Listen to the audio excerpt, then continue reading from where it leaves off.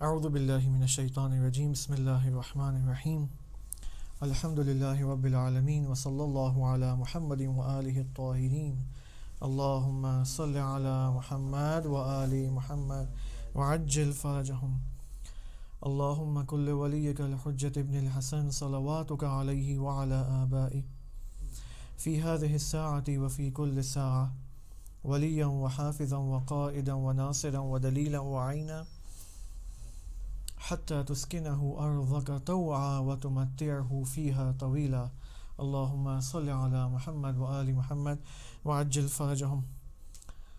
آج آیت اللہ علوی گرگانی رحمۃ اللہ علیہ کا انتقال ہو چکا ہے، اور ایک بہت بڑے مجتہد اور فقیہ اور عالم اس دنیا سے چلے گئے ہیں۔ ہم دعا کرتے ہیں کہ خدا ان کی روح جو کہ عالی ہے متعالی فرمائے، اور ان کو ائمہ اطہار علیہم السلام کے ساتھ محشور فرمائے۔ اسی طرح مجھ سے کہا گیا تھا کہ آج اہل خانہ کی گھر میں بھی وفات ہوئی ہے، آغا ابراہیم پنجوانی، کہ خدا ان کی بھی مغفرت فرمائے اور ان کو بھی اہل البیت عصمت و طہارت کی شفاعت عطا فرمائے انشاءاللہ۔ بالآخر آپ دیکھیں، روز ہم کسی نہ کسی کی نیوز سنتے ہیں کہ آج فلاں شخص چلا گیا دنیا سے، کبھی کوئی رشتہ دار چلا جاتا ہے، کبھی کوئی دوست، کبھی کوئی ایکسیڈنٹ، کسی نہ کسی کی نیوز آج کل آپ کو روز ملتی ہے کہ کوئی نہ کوئی دنیا سے جا رہا ہے۔ یہ در حقیقت ایسے حوادث ہیں۔ موت کا حادثہ ایک ایسا حادثہ ہے جس کو خداوند سبحان فرماتا ہے کہ دیکھو میں نے تمہیں بتا دیا تھا، میں نے تمہیں الرٹ کر دیا تھا۔ کیسے الرٹ کیا؟ کہ یہ جو تمہارے ارد گرد جو تمہیں خبریں آتی ہیں کہ فلاں چلا گیا دنیا سے، یہ خود تمہارے لیے ریمائنڈر ہے، تذکر ہے تمہارے لیے۔ تو بس ان حوادث کو، خصوصاً موت کے حوادث کو جو ہم سنتے رہتے ہیں، اس کو اپنے لیے ایک ریمائنڈر اور تذکر کے طور پر لیں۔ ایسا نہیں کہ انسان حتماً 70 سال کا ہوگا پھر اس کی موت آئے گی، نہیں۔ آج کل تو دنیا ایسی دنیا بن گئی ہے کہ 20 سالہ جوان بھی دنیا سے چلا جاتا ہے۔ آج ایک اور میں نے طالب علم کی خبر سنی کہ تقریباً اس کی عمر 35 یا 40 سال کی تھی، کہا گیا کہ اچانک دنیا سے چلا گیا، وہ اچانک اس کو موت آ گئی اور دنیا سے چلا گیا۔ تو بالآخر یہ ہمیں کچھ اپنے بارے میں کچھ کرنا پڑے گا، اپنی اصلاح کے لیے ہمیں ابھی سے سوچنا پڑے گا۔ ہم یہ نہیں کہہ سکتے کہ مشکل نہیں ہے، ہم کل سے شروع کریں گے، 1 گھنٹے بعد شروع کریں گے، ابھی رمضان آنے میں 15 دن باقی ہیں، تو 15 دن بعد ہم اپنی اصلاح کے بارے میں کوئی برنامہ، کوئی پروگرام بنائیں گے۔ نہیں، بات 15 دن کی نہیں ہے، بات رمضان اور رجب کی نہیں ہے، بات ابھی کی ہے، اسی مومنٹ کی ہے، اسی لمحے کی ہے۔ اگر میں اور آپ ان خبروں کی وجہ سے، ان خبروں کے نتیجے میں اسی لمحے اگر ہم نے اپنے آپ کو اس غفلت سے باہر کر دیا، خارج کر دیا اپنے آپ کو اس غفلت سے، اور بیدار کر دیا، اپنے آپ کو اویکن کر دیا، تو ہم، اس کا مطلب ہم نے ان حوادث کا پیغام لے لیا ہے۔ انشاءاللہ خدا ہمیں توفیق دے کہ، البتہ امام سجاد علیہ السلام فرماتے ہیں کہ خدایا مجھے لمبی عمر عطا فرما۔ ہمیں کبھی بھی موت نہیں مانگنی چاہیے۔ کیوں لمبی عمر عطا فرما؟ کیوں خدایا تو مجھے لمبی عمر عطا فرما؟ تاکہ تیری خدمت کر سکوں، اور کوئی مقصد نہیں ہے۔ یعنی لمبی عمر کا ہونا بغیر تیری خدمت کے، یہ عمر لغو ہے، یہ انویلڈ عمر ہے، یہ نل اینڈ وائڈ ہے اگر تیری عبادت میں نہ ہو، تیری خدمت میں نہ ہو، تیرے جانشین کے ظہور کی زمین سازی کے لیے نہ ہو۔ انشاءاللہ خدا ہمیں توفیق دے، اور اس کے لیے کہ ہماری توفیقات میں اضافہ ہو، ایک صلوات پڑھیں محمد و آل محمد، اللہم صل علی محمد و آل محمد وعجل فرجہم۔ کل کا سیشن جو ہم نے کیا تھا، اگر آپ کو یاد ہو، ہم نے بات یہ کی تھی کہ ایک دو منٹ کے اندر اس کو میں ایک ریویو کر دیتا ہوں۔ وہ یہ تھا کہ امام زمانہ علیہ السلام کی غیبت کا مقصد در حقیقت انسانوں کو اور تمام انسانوں کو اس میں ظاہر سے عبور کرانا اس میں باطن کے اندر داخل کرانا مقصد ہے. نظام ظاہری سے نظام باطنی میں جانا غیبت میں انسان کا مقصد ہے. کیونکہ غیبت کے بعد جب ظہور ہوگا تو ظہور کے بعد اکثر انسانوں کا جو رابطہ ہوگا ایک دوسرے کے ساتھ اور حتیٰ امام کے ساتھ، وہ اس میں باطن اور نظام باطنی کے اندر رابطہ ہوگا. لہٰذا غیبت کے اندر اس چیز کو فراہم کرنا ضروری ہے. اگر سارے انسان، خوب دنیا میں کتنے سارے انسان ہیں، آیا دنیا کے سارے انسان اس چیز میں کامیاب ہو سکتے ہیں کہ اپنے آپ کو نظام ظاہری سے نظام باطنی میں عبور کرائیں اور اس میں انٹر ہو جائیں، چلے جائیں اس میں باطن کے اندر؟ محال نہیں ہے، امپاسبل نہیں ہے. اگرچہ مشکل ہے یہ کام، لیکن کم از کم مسلمان سوسائٹیز کو، اور اس سے بھی زیادہ اخص شیعہ سوسائٹیز کو، شیعہ مسلمانوں کو، کہ جن کا عقیدہ ہے غیبت کے اوپر، رجعت کے اوپر، ظہور کے اوپر اور امام مہدی علیہ السلام کے اوپر عقیدہ ہے، ان کے لیے ضروری ہے کہ اس پروسیس کو طے کریں. لہٰذا یہ بات ہوئی تھی، اور پھر یہ بات کی تھی کہ ہم نے کہ اب اس میں ظاہر سے اس میں باطن میں انسان کیسے جائے، وہ کیا طریقہ کار ہے، وہ کیا پروسیس ہے.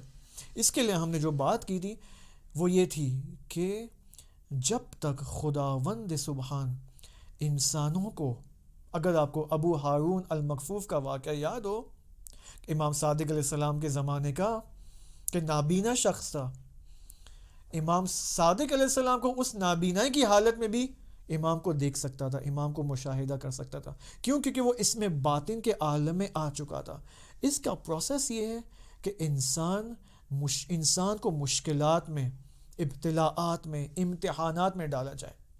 اگر وہ آیت آپ کو یاد ہو، میں نے وہ آیت آپ کے سامنے ذکر کی تھی کہ ابھی میرے سامنے یہ آیت کیوں نہیں آ رہی، کہ جب وہ لوگ کشتی میں سوار ہوئے تو ان کے سامنے موج اور امواج اور سٹرونگ ویوز ان کے سامنے آئی، اور ان ویوز کو، ان امواج کو دیکھ کر تمام اسباب سے کٹ آف ہو گئے، تمام اسباب سے انہوں نے قطع رحمی کر لی. ان کو یقین آ گیا کہ یہ اسباب میرے کام، ہمارے کام نہیں آ سکتے، فقط اور فقط خداوند متعال کی ذات ہے جو اس دنیا پر اور اس عالم پر حکومت کر رہی ہے. حتیٰ یہ اسباب بھی خدا کے ہاتھ میں، اگر خدا چاہے تو یہ اسباب میرے کام آ سکتے ہیں، نہ چاہے تو یہ اسباب میرے کام نہیں آ سکتے. اگر خدا چاہے تو اگر خدا نہ چاہے تو اسی وقت ہمارا فون بند ہو سکتا ہے. ہم یہ جو لائیو سیشن کر رہے ہیں خواتین کے لیے، یہ لائیو سیشن ختم ہو جائے گا. اگر خدا نہ چاہے تو بالآخر خدا کے ہاتھ میں سب کچھ ہے. پس غیبت کے اندر اگر میں اور آپ چاہتے ہیں اس میں باطن میں جائیں، اس کا طریقہ یہی ہے. اب قرآن کی آیت آپ دیکھیں، عجیب ہے. اچھا، یہ جو ابتلاءات اور مشکلات ہیں نا، یہ کوئی میڈیم لیول کی مشکلات نہیں ہیں، یہ ہائی لیول کی مشکلات ہیں. کیوں؟ کیونکہ انسان، آپ دیکھیں، جس انسان کے پاس اتنی زیادہ نعمتیں ہوں، اتنا اچھا گھر ہو، گاڑی ہو، ماں باپ زندہ ہوں، بھائی بہن، سب کو خدا نے صحت و سلامتی عطا کی ہے، موبائل ہے، فیسلٹیز ہیں، اسپیشیس گھر ہے، بہترین فرنیچر ہے، سب کچھ ہے، یعنی اس کی لائف بہت ہی آسان ہے. مشکل کیا ہے انسانوں کی؟ مشکل انسانوں کی یہ ہے کہ آسانیوں کے اندر خدا کو کم یاد کرتے ہیں، آسانیوں کے اندر اس میں الباطن اور اس معنوی نظام کی طرف کم توجہ کرتے ہیں. جیسے کوئی مشکل آتی ہے، جیسے کسی کا انتقال ہو جاتا ہے، جیسے بینکرپسی ہو جاتی ہے، جیسے اقتصادی مشکل آتی ہے، فوراً خدا یاد آتا ہے. آپ سوچیں خدا نے کسی انسان کو 3 کروڑ پیسے دیے ہیں، ایک رات میں یہ سب ختم ہو جائیں، اس انسان کی کیا حالت ہوگی؟ پورا دن مسلح کے اوپر ہوگا. البتہ پرابلم پاکستانی انسان کی کیا ہے؟ وہ مسلح پہ جائے گا، پھر اس کو کوئی وسوسہ کرے گا، یار مسلح کو چھوڑو، کتنی دعائیں کرو گے، اگر دعا قبول ہونی ہوتی تو اب تک قبول ہو جاتی. چلتے ہیں کسی بنگلہ دیشی بابا کے پاس، وہ تعویذ دے گا، وہ ذکر دے گا، اور وہ کچھ ٹوٹکے دے گا، اس سے تمہارا 1 گھنٹہ کیا 1 لہجے میں تمہارے مسائل حل ہو جائیں گے. یہ انفارچونیٹلی ہماری سوچ ہے. لہٰذا جب تک انسان اسباب سے کنیکٹڈ ہے، اس کا ربط اسباب اور وسائل اینڈ ٹول سے ہے، اس وقت تک انسان خدا سے وہ کنیکشن نہیں بنا سکتا. جیسے ہی مشکلات میں آئے گا، وہ اسباب ختم ہو جائیں گے، وہ اسباب اس کو چھوڑ کے چلے جائیں گے، فوراً وہ خدا کی طرف توجہ کرتا ہے، فوراً معنویت کی طرف توجہ کرتا ہے، فوراً نماز اول وقت کی جانب توجہ کرتا ہے. السلام علیکم، السلام علیکم، السلام علیکم. فوراً نماز اول وقت کی طرف توجہ کرے گا وہ. یہ انسان کی خصوصیت ہے. صحیح ہے نا؟ لہٰذا اب یہ آیت دیکھیں آپ، جو میں آپ کے سامنے لانے والا ہوں. البتہ اس آیت سے پہلے میں آپ کے سامنے خوبصورت واقعہ سنانا چاہتا ہوں جو اسی بات سے مربوط ہے جو ابھی میں آپ کے سامنے کہہ رہا تھا، کہ مشکلات ہی انسان کو خدا کی طرف متوجہ کرتی ہے. کل میں نے آپ کو وہ آیت سنائی، آج یہ روایت دیکھیں. آج پھر ہم جاتے ہیں. اب یہ جو قصہ ہے یہ یا امام باقر علیہ السلام کے زمانے میں پیش آیا ہے یا امام صادق علیہ السلام کے زمانے میں پیش آیا. ایک شخص آیا امام علیہ السلام کے پاس اور امام سے کہا کہ اے امام، مجھے اسم اعظم چاہیے. اسم اعظم وہ اسم ہے جو کہ نہ عظیم ہے بلکہ اعظم ہے، بہت ہی عظیم ہے. اور یہ ایک ایسا اسم ہے جو بہت ہی کم شخصیات کے پاس ہوتا ہے.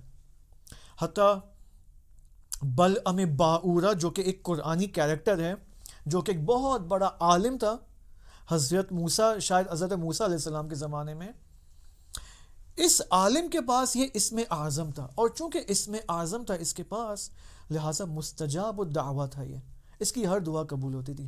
لیکن اب وہ قصہ لمبا ہے بلعم باعورہ کا، ٹھیک ہے.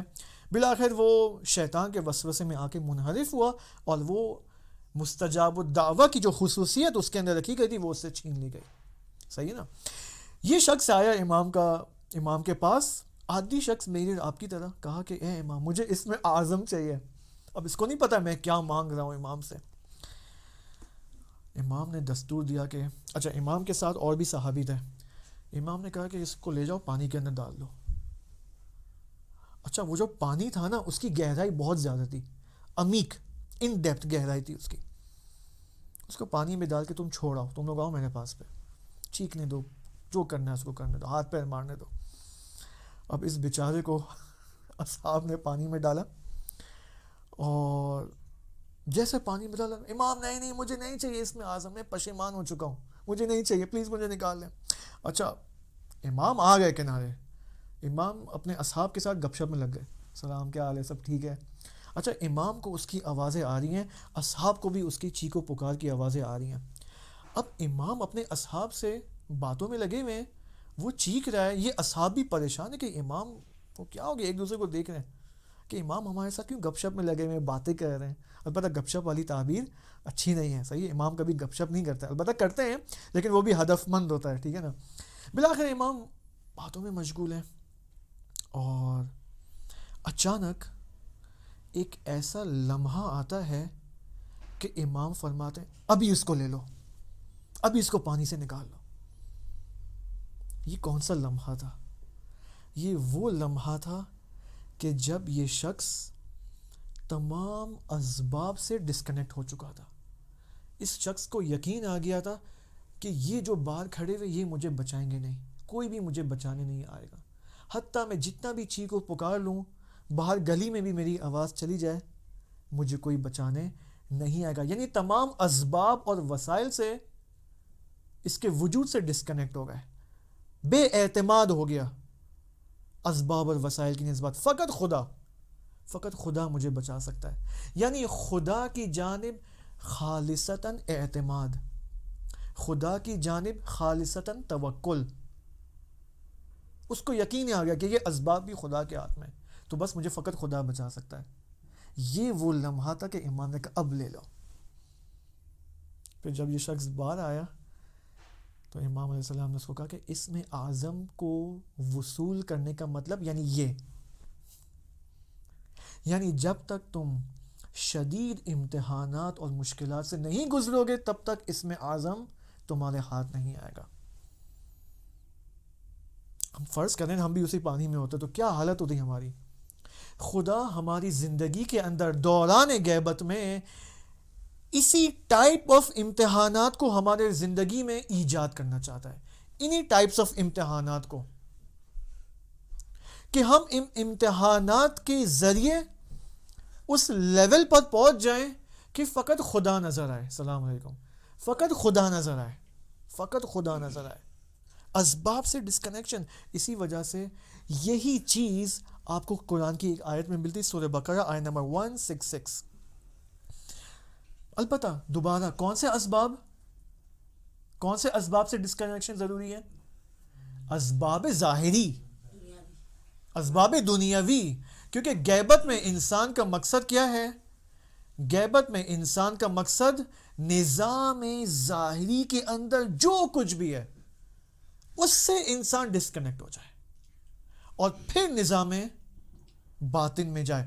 پھر میں کہہ رہا ہوں کوئی غلط مطلب نہ لے، یوٹیوبرز، فیس بکرز، حاضرین، خواتین، کوئی بھی یہ غلط مطلب نہ لے کہ نظام ظاہری سے ڈسکنیکشن کا مطلب فیملی کو ٹائم نہیں دینا ہے، اوکے، ماں باپ کو ٹائم نہیں دینا ہے، اوکے، تو یہ غلط، بیوی بچوں کو ٹائم نہیں دینا ہے، نہیں، یہ مطلب نہیں ہو رہا ہے. اس میں رہتے ہوئے مثال کے طور پر کیا مطلب؟ مثلا خدا نے مجھے بہترین موبائل دیا ہے، اوکے، یہ موبائل ایک ٹول ہے، ایک ابزار ہے تاکہ میں کسی کو کال کر سکوں، میں اپنے بزنس ڈیلنگ کر سکوں، ہم آہنگی کر سکوں، اگر کچھ کرنا ہے کوئی نہ کوئی کام کے لیے، بلا کر ایک ٹول ہے اپنی زندگی کو چلانے کے لیے. یہاں تک تو ٹھیک ہے. لیکن اگر میں اس موبائل کو، اس سے میں محبت کرنے لگوں، اوکے، اس سے میں محبت کرنے لگوں، تو یہ محبت پرابلمٹک ہے. یہ محبت رکاوٹ ہے اس نظام باطنی میں داخل ہونے کے لیے. بس خدا نے مجھے کہا ہے کہ بیوی سے محبت کرو، ماں باپ سے محبت کرو، مؤمنین سے محبت کرو، علماء سے محبت کرو. کیوں محبت؟ کیونکہ خدا نے کہا ہے، خدا نے کہا ہے محبت کرو، تو میں کہہ رہا ہوں، صحیح ہے. لیکن اگر یہ محبت غیر خدائی ہو جائے پھر پرابلمٹک ہے. اسی وجہ سے بعض انسان ایسے ہیں جب عالم برزخ میں جائیں گے نا، یہ بھی انٹرسٹنگ ہے، علماء فرماتے ہیں کہ ایک شخص گیا، اس کی موت ہو گئی، موت کے 40 سال بعد بھی فرشتے اس کو تعزیانہ لگا رہے ہیں. کیوں لگا رہے ہیں؟ اچھا، فرشتے تعزیانہ لگا رہے ہیں، اس کو ضرب لگا رہے ہیں، اور اس ضرب کے دوران وہ کہہ رہے ہیں بھائی کہاں ہوں میں کہاں پر ہوں، میرا موبائل کیا ہے، میرا گھر کا، یہ میں کہاں گیا ہوں، مجھے میرا موبائل واپس دے دو، میری بیوی واپس دے دو، مجھے میرا گھر کدھر ہے، مجھے تم کہاں کڈنیپ کر کے لے آئے ہو. فرشتے کہیں گے بھائی تم مر چکے ہو، تم عالم برزخ میں ہو بھائی. یہ اس انسان کے لیے پیش آتا ہے، یہ سختی اس کے لیے پیش آتی ہے جس کا تعلق دنیا سے جڑا ہوا ہے. لیکن جس کا تعلق دنیا سے نہیں ہے اس کے لیے موت بھی آسان ہے، برزخ بھی آسان ہے، اور برزخ کے بعد جتنے بھی یونیورسز اور عوالم ہیں وہ بھی آسان ہو جائیں گے. ٹھیک ہے، یہ قرآن کی آیت سورہ بقرہ آیت نمبر 166 میں آپ دیکھیں، بسم اللہ الرحمن الرحیم. اذ تبرأ الذین اتبعوا من الذین اتبعوا، یہاں سے ورأوا العذاب. جب یہ لوگ عذاب کو دیکھیں گے نا، عذاب کہاں پر ہوتا ہے بھائی؟ برزخ میں ہوتا ہے، دنیا میں ہوتا ہے؟ دنیا میں ہوتا ہے. جب یہ لوگ عذاب دیکھیں گے، وَتَقَطَّعَتْ بِهِمُ الْأَسْبَابُ، پھر یہ لوگ سمجھ جائیں گے کہ اسباب کچھ بھی نہیں ہے، ان کا کوئی رول نہیں ہے. حتیٰ یہ جو خورشید ہے، یہ جو آفتاب کا جو نور ہے، انسان ایسے مقام تک پہنچ جائے کہ اشرقت الارض بنور ربہا، یہ جو زمین کا روشن ہونا ہے یہ اس سورج کی وجہ سے نہیں ہے، بلکہ اشرقت الارض بنور ربہا ہے، نور رب کی وجہ سے زمین روشن ہے. اگر یہ حقیقت ہم نے دنیا میں نہیں پائی نا، حاصل نہیں کی، تو قیامت میں حاصل ہو جائے گی. کیونکہ قیامت میں اسم القاہر کی مطلق حکومت ہوگی، مکمل حکومت ہوگی. اس وقت انسان سمجھ جائے گا کہ فقط خدا کا نور ہے، فقط خدا کا نور ہے. وَتَقَطَّعَتْ بِهِمُ الْأَسْبَابُ، لہٰذا ہم بجائے اس کے کہ اسباب کے لیے کسی چیز کے قائل ہوں, ویلیو کے قائل ہوں, ہم خدا کے قائل ہو جائیں کہ خدا سب کچھ ہے. فارسی میں کیا کہتے ہیں؟ خدا ہمیں کار است, خدا سب کچھ ہے. لہٰذا اب منتظر کا کیا رول ہے یہاں پر؟ یعنی نہ آپ کی بات نہیں کر رہا ہوں, منتظر عام معنی میں ہم سب منتظر ہیں بالآخر امام زمانہ علیہ السلام کے, اگرچہ آپ کا نام منتظر بھی اچھا نام ہے. روایت کا نام ہے کہ روایت کی تعبیر یہ ہے کہ امام کا منتظر کیسا ہوتا ہے؟ کل متشہد فی دمے. یہ تعبیر آئی ہے ایک منتظر کے لیے. امام کا منتظر ایسا منتظر ہوتا ہے, ایسا شخص, ایسا کیریکٹر ہوتا ہے کہ کل متشہد فی دمے, اپنے خون میں گوتاور ہوتا ہے, اپنے خون میں گوتاور ہوتا ہے. یعنی مسلسل کوشش میں لگا ہوا ہے. بے شک وہ بزنس کر رہا ہو, بے شک وہ جاب پر ہو, بے شک وہ پڑھائی میں ہو, دانشگاہ میں ہو, یونیورسٹی یا اسکول کالج میں ہو, لیکن یہ منتظر بھی ہے. اسٹوڈنٹ ہے, منتظر بھی ہے. بزنس مین ہے, لیکن منتظر بھی ہے. اپنے تمام پروفیشنز اور ایکٹیویٹیز کے ساتھ ساتھ کل متشہد فی دمی بھی ہے. نظام ظاہری سے نظام باطنی میں جانے کے لیے کوشاں ہے, پوری کوشش میں لگا ہوا ہے. اگر ہم چاہیں نا تو اپنے بزنس کو بھی عبادت بنا سکتے ہیں. صبح سے لے کر ایک کلائنٹ فون کرتا ہے, وہ فون کال بھی اس کلائنٹ کے ساتھ عبادت شمار ہو سکتا ہے, اگر مائنڈ سیٹ چینج ہو جائے, اگر نگاہ عوض ہو جائے ہماری. اب ایک بہت ہی ایک صلوات پڑھیں گے, اللہم صلی علی محمد وآل محمد وعجل, کیونکہ میں نے کہا نا صلوات چائے سے بھی ٹھیک ہے, صلوات چائے سے بھی زیادہ انرجیٹک ہونی چاہیے, ہے ہمارے لیے ہونی چاہیے. کیوں نہیں ہے اس وقت؟ یقین نہیں ہے, یقین کا مسئلہ ہے سارا. ایسی صلوات پڑھیں کہ امام زمانہ بھی خوش ہو جائیں. اللہم صلی علی محمد وآل محمد وعجل فرج. کیونکہ شعبان کے مہینے میں ایک بہت ہی بافضیلت عمل صلوات بر محمد و آل محمد ہے. صلوات بہت ہی افضل ہے, روایات کے اندر ہے. شعبان کے اندر جتنا کوشش ہے, مطلب یہاں سے اب جا رہے ہیں گھر, 10 منٹ ٹیکسی میں لگیں گی, صلوات پڑھتے جائیں. اللہم صلی علی محمد و آل محمد, اللہم صلی علی محمد و آل محمد. اس سے برکتیں آتی ہیں لائف کے اندر. غیبت کے اندر میں نے ایک بات یہ کہی تھی آپ کے سامنے کہ غیبت امام زمانہ علیہ السلام در حقیقت سنت خدا ہے. یہ پہلے دن میں نے آپ کے سامنے یہ بات کہی تھی, اور یہ وہ سنت ہے کہ جو انبیاء کے اندر جاری و ساری تھی. تمام انبیاء کی غیبتیں امام زمانہ کی غیبت میں جمع ہیں. تمام انبیاء کے معجزات امام زمانہ کے وجود میں جمع ہیں. تمام میراث انبیاء کی تمام وراثتیں امام کے وجود میں ہیں. انبیاء کی تمام سنتیں امام کے وجود میں حاکم ہیں. اور ظہور جب ہوگا تو ہمیں وہ ساری سنتیں وراثتیں نظر آئیں گی. ہمیں امام وہ تمام وراثتیں اور سنتوں کو امپلیمنٹ کریں گے ظہور کے بعد. لیکن ایک ایسی سنت ہے جو کہ غیبت کے حوالے سے ہے. میں ایک آپ کے سامنے ایک ایسی روایت پیش کرنا چاہتا ہوں کہ وہ روایت امام صادق علیہ السلام کی ہے. بہت ہی طولانی روایت ہے, تقریباً 3 سے 4 پیجز کی روایت بنتی ہے. میں آج یہ روایت شروع کروں گا, اور اس روایت کے اندر ہم امام زمانہ علیہ السلام کے حوالے سے 3 سنتیں دیکھیں گے. ایک وہ سنت جو حضرت موسیٰ علیہ السلام کی تھی, ایک وہ سنت جو حضرت عیسیٰ علیہ السلام کی تھی, اور ایک وہ سنت جو حضرت نوح علیہ السلام کے وجود میں حاکم تھی. یہ تمام 3 انبیاء کی سنتیں امام کے وجود میں حاکم ہیں. ہم کوشش کریں گے جتنا ہو سکتا ہے اس روایت میں امام صادق علیہ السلام کے محضر میں جائیں, اس روایت کو سنیں. اگر کمپلیٹ ہو سکی روایت تو ٹھیک, ورنہ اس کو ہم کل, جو کہ آخری سیشن ہے, کل ہم اس کو کنٹینیو کریں گے. یہ روایت آپ دیکھیں صدیر سیرفی رحمۃ اللہ علیہ ہمارے لیے نقل فرماتے ہیں. بہت ہی میں نے سوچا تھا کہ میں فقط وہ سنت جو کہ غیبت سے مربوط ہے فقط وہ نقل کروں اور آگے گزر جاؤں روایت سے, لیکن جب میں آج دوبارہ مطالعہ کر رہا تھا اس روایت کا, میں نے کہا نہیں, یہ پوری روایت پڑھنی ہے, ٹھیک ہے, کیونکہ پوری روایت ہی امام زمانہ علیہ السلام کے حوالے سے ہے. صدیر سیرفی رحمۃ اللہ علیہ فرماتے ہیں کہ ہم گئے، میں، مفضل ابن عمر، ابو بصیر، ابان ابن تغلب، یہ سب امام کے صحابی تھے. ہم گئے اپنے مولانا ابی عبداللہ جعفر ابن محمد علیہ السلام، فرأیناہ جالسا، ہم نے دیکھا امام علیہ السلام بیٹھے ہوئے علی التراب، مٹی کے اوپر بیٹھے ہوئے، تراب کے اوپر بیٹھے ہوئے. وعلیہ مسح خیبری مطوق بلا جیب مقصل الکم، امام ایسی حالت میں بیٹھے ہوئے، ایسے لباس میں بیٹھے ہوئے جو کہ ظاہراً سلیو لیس لباس ہے، امام ایسی حالت میں. وہوا یبکی، اس حالت میں کہ امام گریا کر رہے ہیں.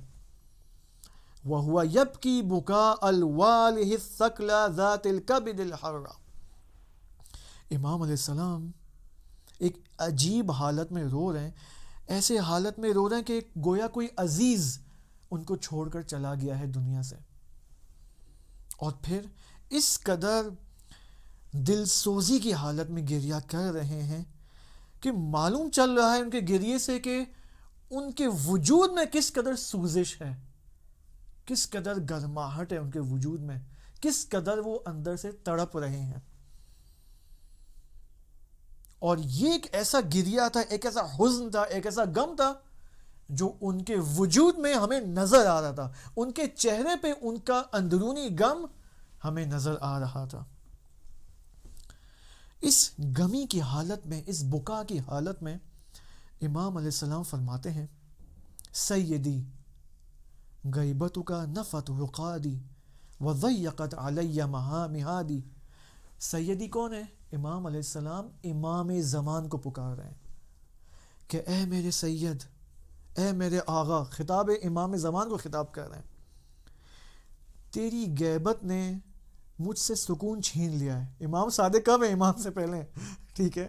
فرمانے اے مہدی، اے سید، اے میرے سید، تیری غیبت نے مجھ سے سکون میرا چھین لیا ہے اور میری زندگی کے اندر تنگی ایجاد کر دی ہے، مجھ سے مکمل سکون چھین لیا ہے. اور وہ جو میرے وجود کے اندر، میرے دل کے اندر جو سکون تھا، آسائش تھی، وہ ختم ہو چکا ہے. اور میں اپنے اس غم میں جو کہ تیری غیبت کا جو غم ہے، اس میں اسیر ہو چکا ہوں. تیری غیبت اس قدر سنگین ہے کہ باقی تمام گزشتہ مصیبتیں ایک طرف اور تیری غیبت ایک طرف. عجیب نہیں ہے کیا ہمارا وجود اس طرح تڑپتا ہے امام زمان علیہ السلام کے لیے، جس طرح امام صادق علیہ السلام کا وجود تڑپ رہا ہے. کیا ہم اس قدر غمگین ہوتے ہیں اپنے امام کی غیبت کے لیے؟ کیا فرما رہے ہیں امام کہ باقی گزشتہ تمام مصیبتیں ایک طرف اور آپ کی غیبت ایک طرف. وہ جو مشکلات گزشتہ اوصیاء اور انبیاء کو آئی تھیں، ان کی زندگیوں میں پڑی تھیں، وہ مشکلات ایک طرف، آپ کی غیبت ایک طرف. یہ امام کی دیکھیں مصیبت کا حال ہے. پھر یہاں پر صدیر نے کہا کہ جب میں نے یہ حالت دیکھی، جب ہم نے یہ حالت دیکھی تو گویا ہماری عقلیں ہماری سر سے جا چکی ہیں. اس قدر ہم پریشان ہو گئے تھے امام صادق علیہ السلام کو دیکھ کر کہ گویا ہماری عقلیں ہماری سر سے ایگزٹ کر چکی ہیں، جا چکی ہیں، اس قدر مصیبت. پھر میں نے امام علیہ السلام سے یہاں پر، امام علیہ السلام دیکھیں یہاں فرماتے ہیں، امام نے، صدیر نے پوچھا کہ اے امام وضاحت تو کریں، کیا مطلب، کس کی غیبت، کون ہے یہ؟ صدیر نے یہاں پر جواب دیا کہ یہ روایت میں لے کے آؤں واپس. اب امام علیہ السلام کے پاس ایک کتاب تھی، معروف ہے بالآخر. اب بعض کتابیں ہمارے ائمہ کے پاس موجود ہیں، جیسے مصحف فاطمہ سلام اللہ علیہ اور اسی طرح دیگر کتابیں. تو امام علیہ السلام نے اب توضیح دینا شروع کی. میں اس کو یہاں سے سکپ کروں گا، اس بات کو، اور یہاں سے قولا، صدیر نے کہا یبن رسول اللہ کرمنا، ہمارے اوپر کرم کریں، وشرفنا، شرف کریں، باشراکک ایانا فی بعض ما انت تعلمہ من علم، جو علم آپ کے پاس ہے نا اس واقعے کے بارے میں، غیبت کے بارے میں، اس میں سے کچھ ہمیں بھی بتائیں، کچھ ہم سے بھی شیئر کریں آپ. امام علیہ السلام نے اب یہاں سے فرمایا قولا ان اللہ تبارک و تعالی ادار فی القائم منا ثلاثتا اداراها فی ثلاثت من الرسل. امام علیہ السلام فرماتے کہ خدا نے ہمارے قائم کے اندر یعنی مہدی علیہ السلام کے ذات کے اور وجود کے اندر 3 سنتیں رکھی ہیں 3 رسول کی. اگرچہ اور بھی سنتیں دیگر انبیاء اور رسول کی بھی ہیں، لیکن یہاں پر فی الحال اشارہ 3 انبیاء اور رسول کے بارے میں ہے. وہ 3 سنتیں کون کون سے رسول کی ہیں؟ قدر مولدہ تقدیر مولد موسیٰ علیہ السلام.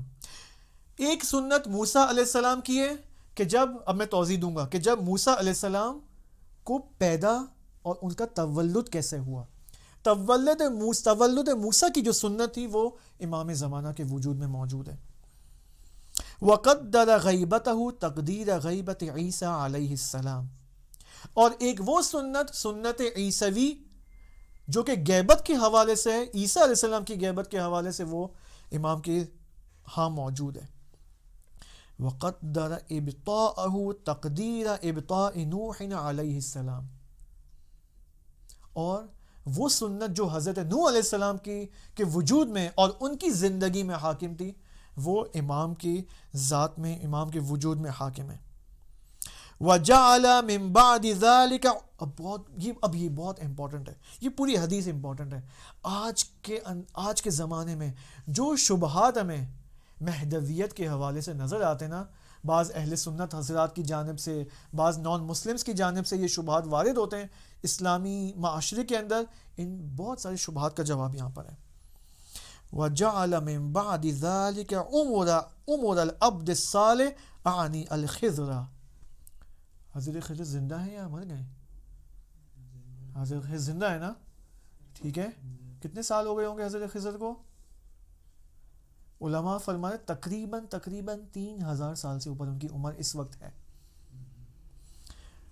آج کے زمانے میں بعض اہل سنت کیا یا دیگر افراد کیا شبہات وارد کرتے ہیں کہ خدا کیسے ایک انسان کو اتنی لمبی عمر تک زندہ رکھ سکتا ہے. لیکن خدا نے قرآن میں حضرت خضر علیہ السلام کا واقعہ حضرت موسیٰ کے ساتھ جو ہوا وہ ذکر کر کے ہمیں یہ بتا دیا کہ نہیں، یہ پاسبل ہے. خدا کہتا ہے میں قادر المطلق ہوں، میرے لیے سب کچھ پاسبل ہے. جب میں خضر کو اس زمانے سے لے کر علماء فرماتے ہیں حضرت ذوالقرنین کے زمانے سے، شاید حتیٰ حضرت ذوالقرنین کے بھی سردار تھے حضرت خضر علیہ السلام، اس زمانے سے لے کر اب تک حضرت خضر زندہ ہیں. تو بس حضرت خضر کی اتنی لمبی عمر ہو سکتی ہے تو امام زمانہ علیہ السلام جن کی عمر تو 2000 سال 1500 سال تک بھی نہیں پہنچتی، تو اس میں کوئی پرابلم ہے؟ آپ دیکھیں خدا نے کس قدر بہترین پلاننگ کی. حضرت خضر کو کیوں خدا نے بنایا، کیوں خلق کیا؟ تاکہ میں اور آپ وجود حضرت خضر علیہ السلام سے بہرہ مند ہوں، استفادہ کریں اور آج کے شبہات کا جواب دے سکیں امام زمانہ. یعنی خدا نے، علماء فرماتے خدا نے حضرت خضر کو در حقیقت امام زمانہ علیہ السلام کے لیے خلق کیا تاکہ یہ ڈاؤٹ اور یہ شبہ کسی کو نہ ہو کہ انسان کی لمبی عمر کیسے ہو سکتی ہے. کتنی خوبصورت بات. فَقُلْتُ اکشف لنا. پھر صدیر کہتے ہیں، پھر صدیر مزید توضیح مانگتے کہ اے امام ہمیں مزید توضیح دیں. قال. اب امام یہاں پر حضرت موسیٰ کے تولد کے بارے میں ذکر کرتے ہیں. 3 سنتیں ہو گئیں، حضرت موسیٰ، حضرت عیسیٰ اور حضرت نوح علیہ السلام. ایک صلوات پڑھیں گے.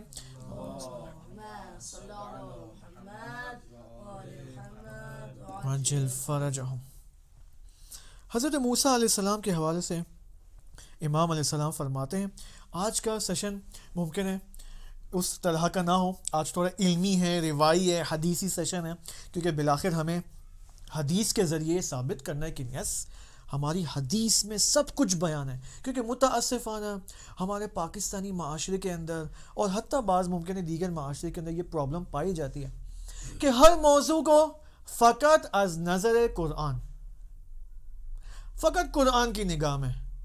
بھائی حدیث 16,000 احادیث اصول کافی کے اندر موجود ہے. آپ یہ بولو یس میں یہ موضوع بیان کرتا ہوں از نظر قرآن و احادیث. کیا مشکل ہے؟ قرآن کے اندر تو ساری تفصیلات نہیں ہیں. یہ تفصیلات اب مجھے بتائیں غیبت امام زمانہ علیہ السلام کے حوالے سے اس قدر خوبصورت بیان اور کون بتا سکتا ہے جس طرح ہمارے ائمہ نے بیان کیا ہے. اب آپ کو جب امام مہدی علیہ السلام کا موضوع بیان کرنا ہے تو آپ کو قرآن بھی شامل کرنا ہوگا اپنے منبع اور سورس میں, اور احادیث کو بھی لانا ہوگا. لیکن آج یہ پرابلم بہت, اور لہٰذا گویا آپ دیکھیں اسی وجہ سے ہمارے شیعہ معاشرے کے اندر حدیث کی میراث تقریباً مفقود ہے, پائی نہیں جاتی. حدیث نہیں ہے ہمارے معاشرے کے اندر. ختم قرآن ہوتا ہے, ختم اہل سنت کے ہاں جائیں, ختم صحیح بخاری ہوتی ہے وہاں پر. الحمدللہ حوض علم کم میں پھر بھی اچھا ماحول ہے کہ نہج البلاغہ کے بعض خطبات کو حفظ کیا جاتا ہے, خطبہ فدقیہ کو حفظ کیا جاتا ہے, صحیفہ سجادیہ کی بعض دعاؤں کو حفظ کیا جاتا ہے. اگرچہ علماء یہاں بھی کچھ شاکی ہیں کہ احادیث کے حوالے سے یہاں پر بھی تھوڑی بہت غفلت ہے, لیکن پاکستانی معاشرے میں تو اصلاً 99% غفلت ہے بغیر کسی مبالغے کے. اگر میں کہہ رہا ہوں تو عجیب ہے, یعنی یہ کون پیش کرے گا جبکہ رسول خدا فرما رہے ہیں انی تارکم فیکم الثقلین کتاب اللہ و عطرتی اہل بیتی. اگر کوئی موضوع پیش کرنا ہے تو کتاب اللہ و عطرتی یعنی احادیث.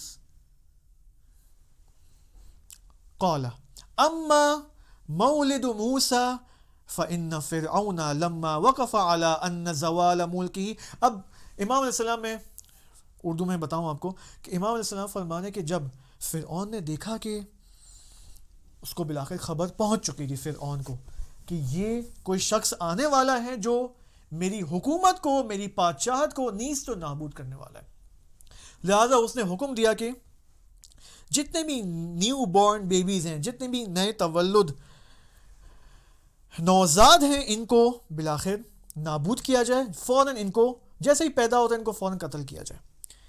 لہٰذا یہاں پر جو عدد میں نے لکھا ہوا ہے فرعون کے حوالے سے, علماء فرماتے احادیث میں بھی ہے, تاریخ میں, کہ فرعون نے تقریباً 20,000 بچوں کو قتل کیا. 20,000 بچوں کو قتل کیا. لیکن میں نے آپ کو کہا کہ ہم فقط یہ 20,000 بچوں کا قتل ہونا کیا ہے, یہ تو نظام ظاہری کے حوالے سے. یہاں پر عرفاء اور علماء بہت خوبصورت بات فرماتے ہیں, ان 20,000 بچوں کا جو قتل ہے نا, یہ آپ نظام روحی اور باطنی کے اعتبار سے دیکھیں تو اس کا کیا مطلب ہے.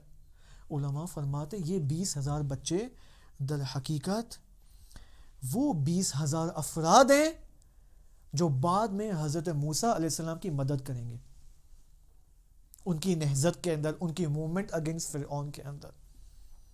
یہ در حقیقت ملائکہ کی مانند, فرشتوں کی مانند بن جائیں گے اور حضرت موسیٰ کی امداد کریں گے.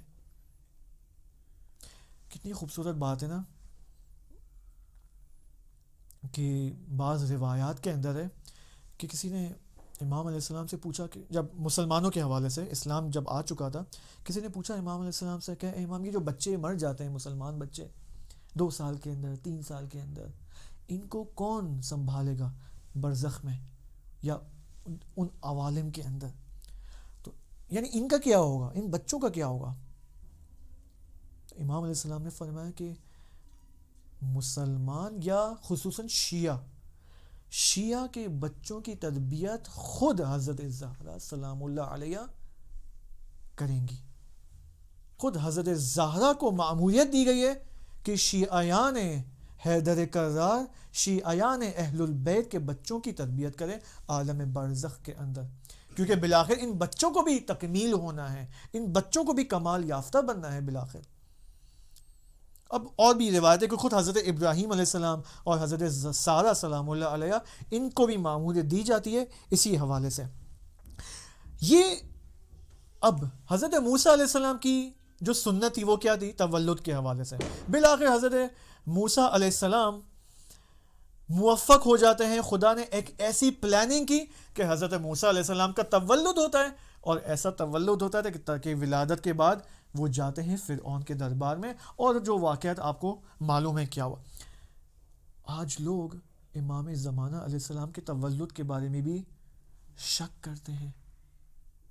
خوب ایک دیکھیں، ایک تو حضرت موسیٰ علیہ السلام کا تولد، ان کی ولادت مخفی ہوئی، سارا پروسیس مخفی ہوا، فرعون کے دربار میں پہنچنے لگے. امام زمانہ علیہ السلام کی بھی ولادت مخفی ہوئی. لہٰذا اور پلس آج اہل سنت میں سے کیا کہتے ہیں کہ امام زمانہ علیہ السلام کی ولادت نہیں ہوئی ہے، جبکہ ہم کہتے ہیں نہیں ہوئی ہے، لیکن مخفیانہ انداز میں ہوئی ہے. بہت سارے بہت عجیب اقوال ہیں. بعض حتیٰ یہ کہتے ہیں کہ نہیں، امام عسکری علیہ السلام تو معاذ اللہ عقیم ہو چکے تھے، اوکے، صلاحیت نہیں تھی ان کے اندر معاذ اللہ اولاد پیدا کرنے کی. نہیں، یہ اور بھی بہت ساری شبہات ہیں. اس حوالے سے انسان حیران ہو جاتا ہے کہ کیا سوچتے ہیں، کیا سوچ کر یہ شبہات بناتے ہیں اور پھیلاتے ہیں. کیوں منصفانہ طور پر تاریخ کو مطالعہ نہیں کرتے منصفانہ طور پر. وَأَمَّا غَيْبَةُ عِيسَىٰ عَلَيْهِ السَّلَامِ فَإِنَّ الْيَهُودَ وَالنَّصَارَى اتفقت علی انہ قتل. اب یہاں پر یہود و نصارہ نے عیسیٰ علیہ السلام کے حوالے سے یہ پلاننگ کی کہ نہیں، اب بالآخر ان کا قتل ہونا ہے. وَكَذَّبَهُمُ اللَّهُ، اور پھر پورا واقعہ عیسیٰ علیہ السلام کے حوالے سے پھر خدا فرماتا ہے وَمَا قَتَلُوهُ وَمَا صَلَبُوهُ، بالآخر خدا نے حضرت عیسیٰ علیہ السلام کو اٹھا لیا. یرفعو کی تعبیر آئی ہے قرآن کے اندر، صحیح ہے. اور عیسیٰ علیہ السلام بالآخر غیبت میں چلے گئے. یہی غیبت عیسیٰ علیہ السلام کی سنت امام زمانہ علیہ السلام کے وجود میں جاری اور ساری ہے. ٹھیک ہے، اگرچہ بعض کہتے ہیں نہیں وہ تو قتل ہو چکے ہیں، بعض کہتے ہیں نہیں یہ ہو چکا ہے، وہ ہو چکا ہے، لیکن ہم کہتے ہیں نہیں، اٹھا لیے گئے خداوند نے اور آج زندہ ہے. اور کب آئیں گے؟ امام زمانہ علیہ السلام کے ظہور کے بعد عیسیٰ علیہ السلام آئیں گے اور تمام مسیحیوں کو دعوت دیں گے کہ اسلام کی طرف. اور پھر جب وہ اپنی دعوت میں کامیاب ہو جائیں گے تو سب کے سب امام کے ہاتھ میں بیعت کریں گے اور امام کے پیچھے نماز پڑھیں گے. امام کی امامت میں سب نماز پڑھیں گے. لیکن وہ سنت جس کے اوپر میں زیادہ فوکس کرنا چاہ رہا ہوں وہ حضرت نوح علیہ السلام کی سنت ہے. وَأَمَّا إِبْطَاءُ نُوحٍ عَلَيْهِ السَّلَامُ فَإِنَّهُ لَمَّا اسْتَنزَلَ الْعُقُوبَةَ عَلَىٰ قَوْمِهِ. آپ کو معلوم ہے حضرت نوح علیہ السلام نے کتنے سال دعوت کی؟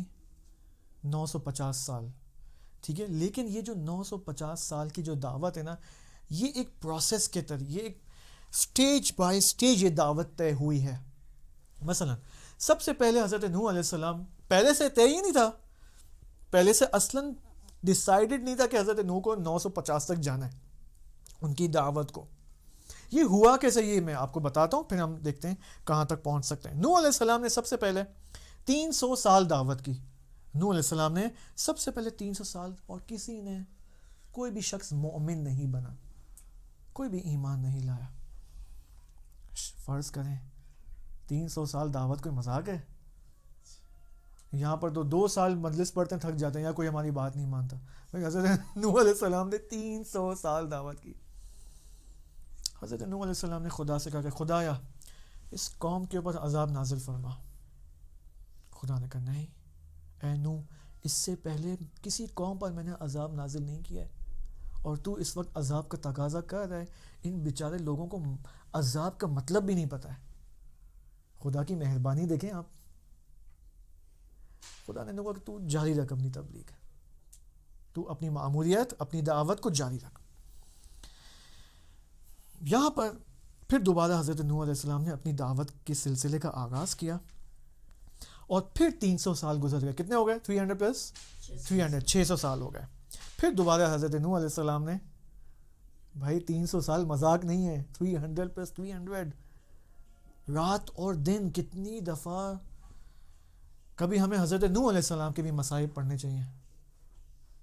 حضرت نوح علیہ السلام کی قبر کہاں ہے؟ نجف الاشراف. السلام علیکہ، نا وہ امام علیہ السلام کی زیارت میں کیا پڑھتے ہیں؟ یا آدم و نوح علیہم السلام وعلی ضجیعیک آدم و نوح علیہ السلام. کیا آپ دونوں کی قبریں نجف میں موجود ہیں، امام کے ہمسائے میں.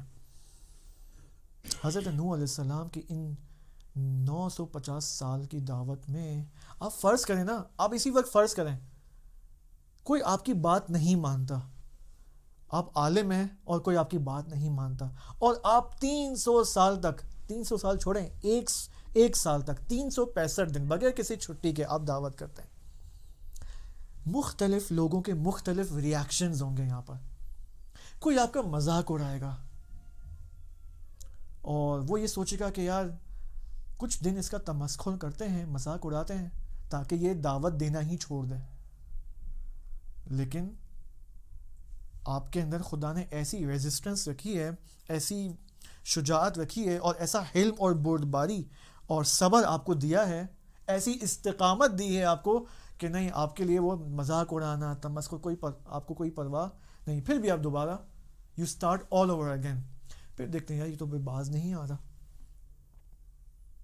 حضرت نوح علیہ السلام کے بارے میں ہے کہ کس قدر کتنے لوگوں نے کتنی دفعہ حضرت نوح علیہ السلام کو مارا ہے. ہم تو رسول خدا صلی اللہ علیہ وآلہ وسلم کے بارے میں سنتے ہیں کہ کس طرح قریش کے ان جاہل بدوؤں نے رسول خدا کے اوپر کوڑا کرکٹ پھینکا، کچرا پھینکا. یہ فقط نبی اکرم صلی اللہ علیہ وآلہ وسلم کے ساتھ نہیں ہوا ہے، تمام انبیاء کے ساتھ، خصوصاً حضرت نوح. نبی اکرم تو فقط 60 سال 63 ایئرس کی زندگی دی. حضرت نوح کو آپ دیکھیں. پھر حضرت نوح علیہ السلام نے 600 سال گزر گئے، عذاب کا تقاضا کیا. خدا نے کہا نہیں، ان کو معلوم نہیں کہ عذاب کیا ہے ان بیچاروں کو.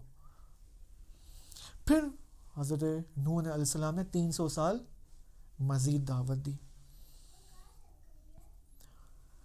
جیسے جیسے خدا نے کہا کہ نہیں تم جاؤ، حضرت نوح بدون چون و چرا، بغیر کسی اوف خدایا میں تھک گیا ہوں، میری تو کمر ٹوٹ گئی، نہیں. خدا نے کہا کہیں کرو، تم کرو تبلیغ، مسئلہ نہیں ہے. 900 سال گزر گئے، کوئی بھی ایمان نہیں لایا. یا آپ فرض کریں، ہم بعد میں بیان کریں، کچھ لوگ ایمان لے کر آتے ہیں. ظاہر سی بات ہے 10-15 لوگ ایمان لائیں، یہ تو بالآخر اس لیول کی میں نہیں کہوں گا کہ انبیاء ناکام ہو، یہ غلط ہے. سارے انبیاء اپنی تبلیغ میں کامیاب ہوئے ہیں. اگر آپ کو توضیح چاہیے میں بعد میں آپ کو دے سکتا ہوں. لیکن بالآخر آپ دیکھیں نا، میں اس محنت کے اعتبار سے آپ اس محنت کو دیکھیں. ایک عالم، ایک نبی 900 سال کہہ رہا ہے. با اخلاق ترین نبی کون ہوتا ہے؟ جس کے اندر سب سے زیادہ اخلاق ہوتا ہے، غصے میں نہیں آتا فوراً. اس کے باوجود اتنے کم لوگ ایمان لائیں، یہ حیف کی بات ہے. یہ لوگوں کے لیے حیف کی بات ہے. لوگوں کے لیے لوگوں کو سرزنش کرنی چاہیے. یہاں پر 900 سال ختم ہو گئے. حضرت نوح علیہ السلام نے عذاب کا تقاضا کیا. خدا نے یہاں پر حکم دیا حضرت نوح علیہ السلام کو کہ اے نوح، تم 7 دانے لو کھجور کے اور اس کو کاشت کرو زمین پر، زمین کے اندر کاشت کرو 7 دانوں کو. اور جب یہ کاشت ہو جائے گا اور یہ ثمر تک یہ اپنا ثمرہ دے گا، اپنے پھل دے گا یا جو بھی دے گا، درخت اگے گا، اس وقت تمہاری فرج نزدیک ہو جائے گی. فرج کیا ہے؟ اللہم عجل لولیک الفرج. امام زمانہ علیہ السلام فرماتے ہیں کہ اگر تم میرے فرج کے لیے دعا کرو تو میرے فرج کی دعا کے نتیجے میں تمہاری زندگی کے اندر فرج حاصل ہو جائے گی. اگر ہم چاہتے ہیں کہ اپنی زندگی کی مشکلات، فرج یعنی گشائش، اوپننس، گروہوں کا کھولنا، عقدوں کا کھلنا، مشکلات کو تبدیل کرنا آسانیوں میں، یہ فرج کہلاتا ہے. امام زمانہ علیہ السلام فرمایا اگر تم چاہتے ہو کہ تمہاری زندگی میں فرج حاصل ہو تو تم میرے فرج کے لیے دعا کرو. حضرت نوح علیہ السلام کو خدا نے کہا کہ تم 7 دانے کاشت کرو اور جب یہ ثمر کو پہنچ جائے تو فرج حاصل ہو جائے گی. لہٰذا حضرت نوح علیہ السلام نے یہ کام کیا. پھر اس کے بعد پھر دوبارہ خدا نے کہا کہ نہیں 7 دانے مزید کاشت کرو. پھر دوبارہ خدا نے کہا کہ 7 دانے مزید کاشت کرو. پھر دوبارہ حضرت نوح علیہ السلام نے یہ کام کیا اور ثمر تک وہ پہنچ گیا. بلا کر ایک دن میں یہ کام نہیں ہو جاتا، ٹیکس ٹائم لگتا ہے اس چیز کے اندر. پھر خدا نے حضرت نوح علیہ السلام کو کہ نہیں پھر دوبارہ کاشت کرو.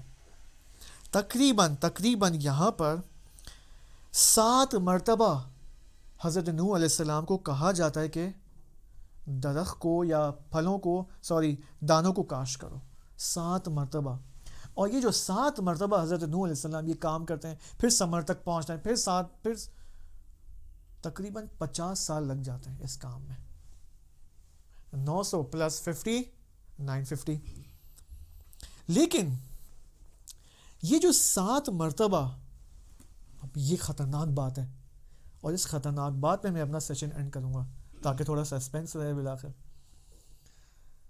یہ جو 7 مرتبہ حضرت نوح علیہ السلام گئے، کاشت کیا، پھر مثلا چند سال لگے، پھر کاشت کیا. ہر مرتبے میں کچھ لوگ آئے، دیکھا یہ کیا نبی ہے، یہ کیا کر رہا ہے یہ.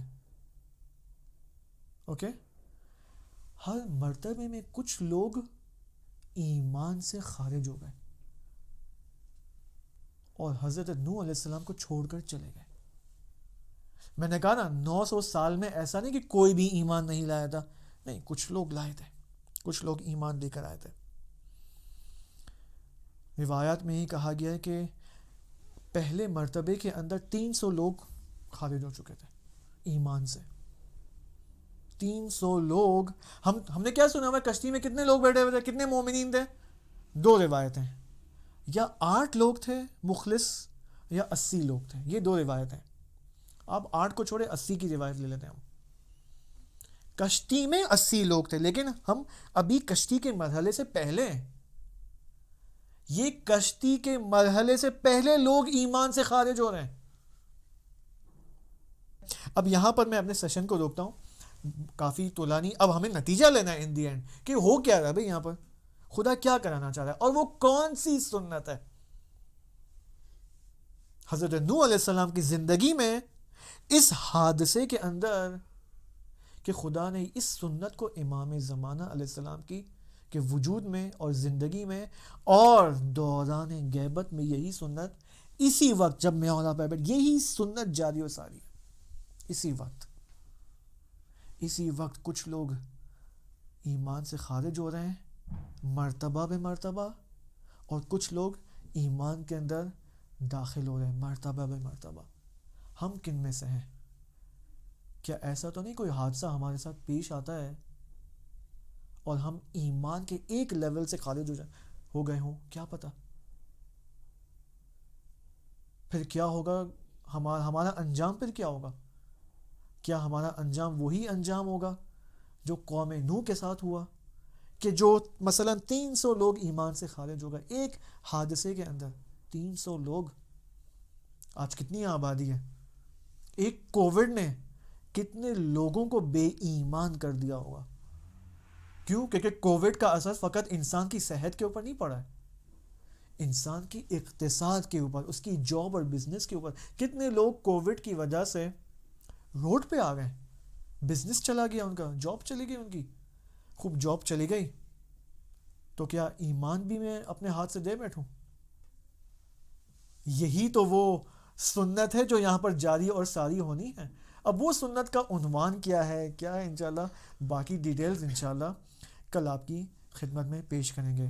والسلام علیکم ورحمۃ اللہ وبرکاتہ.